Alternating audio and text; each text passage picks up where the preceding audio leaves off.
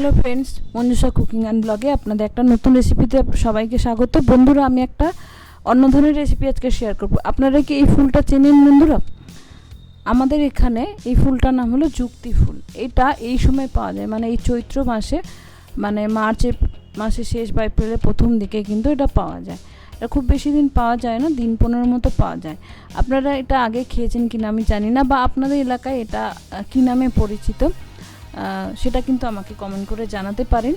আর যদি না খেয়ে থাকেন, আপনাদের এলাকায় এটা হয়ে থাকে, তাহলে কিন্তু অবশ্যই খেতে পারেন। এর টেস্ট কিন্তু বন্ধুরা অসাধারণ। তো আমি কিভাবে এটা করব চলুন দেখে নিই।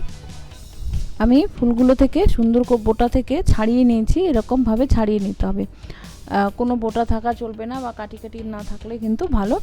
এভাবে ফুলগুলো শুধু ছাড়িয়ে নিতে হবে এবং বেছে নিতে হবে। অনেক সময় ফুলের ভিতরে একটু কালো কালো থাকে। বেছে নেওয়ার পর ধুয়ে নেব।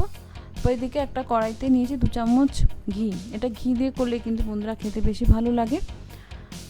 ঘিটা গরম হওয়ার পর আমি যুক্তি ফুলগুলো দিয়ে দিচ্ছি।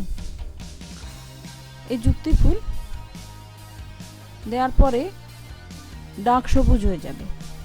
তারপরে এর আস্তে আস্তে কালার চেঞ্জ হবে। বন্ধুরা, এটা মুখের অরুচি ভাব কাটাতে কিন্তু খুব সাহায্য করে। এবার একটুখানি নুন দিলাম। নুন দিয়ে এটা মিশিয়ে নাড়তে থাকবো। দেখুন, নাড়তে নাড়তে কিন্তু কালারটা চেঞ্জ হতে শুরু করে দিয়েছে। এভাবে মিডিয়াম আঁচে আমি করতে থাকবো। দেখুন, মিনিট 3-4 পর এরকম কালার হয়ে গেছে। তারপরে আরও একটু কিন্তু ভাজতে হবে। ভাজলে কিন্তু এটা সুন্দর একটা কালার হিসেবে, দেখুন অনেকটা গোলমরিচের মতো দেখতে হয়ে গেছে না বন্ধুরা, বা পেঁপের দানা।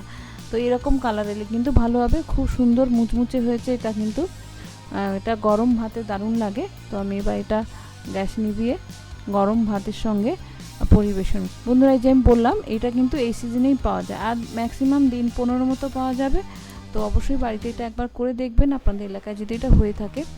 আমাদের বাড়িতে গরম ভাতের সঙ্গে এইভাবেও খায়, আবার আমার হাজব্যান্ড আলু সেদ্ধ দিয়ে খেতে খুব ভালোবাসে।